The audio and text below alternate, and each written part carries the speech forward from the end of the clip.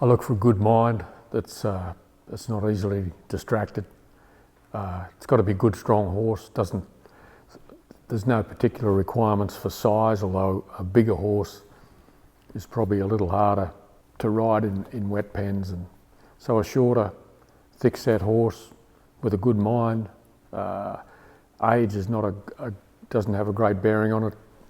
Like I don't like inexperienced people riding young horses, but you don't get good old horses without young horses. So I'm pretty open about that, as long as they don't buck, bolt, misbehave. A stock horse type, a quarter horse type that actually has some stock sense is a pretty good requirement too. We don't need horses that are ex-race horses, draft horses, that type of stuff.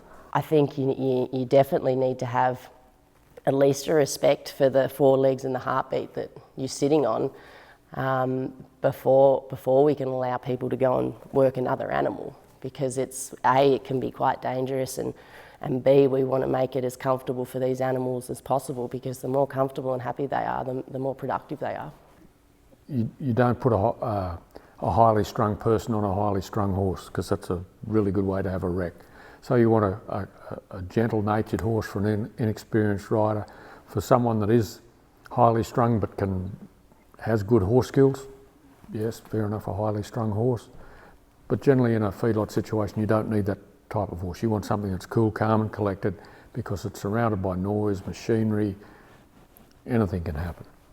I have expectations of that animal in order to do a job, but that horse, I think, has expectations of the way I ask it to do things to help me do that job as well. And a lot of it's experience, but there was some older horsemen, pretty well-known horsemen, Ray Hunt, Tom Dorrance, talked a lot about field timing and balance, which are words that are pretty hard to explain, but once you've ridden for a while, you start to get feel. Start to get timing. A pretty important part of working horses and cattle is having the timing. So I was saying about your horse being able to stop when you need it to stop. And balance, you can develop balance, but there's people been riding for years and still don't have very good balance. Very important, because if you've got none of those, it's tough on your horse, it's tougher on you.